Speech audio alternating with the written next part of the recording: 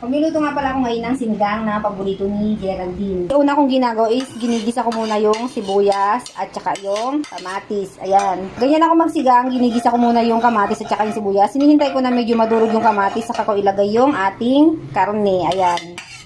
Gisa-gisa ko lang din yung yung karne niya hanggang sa magbago ang kulay. Ayan. So, syempre lalagyan na natin yan ng pampalasa, asin, ng paminta.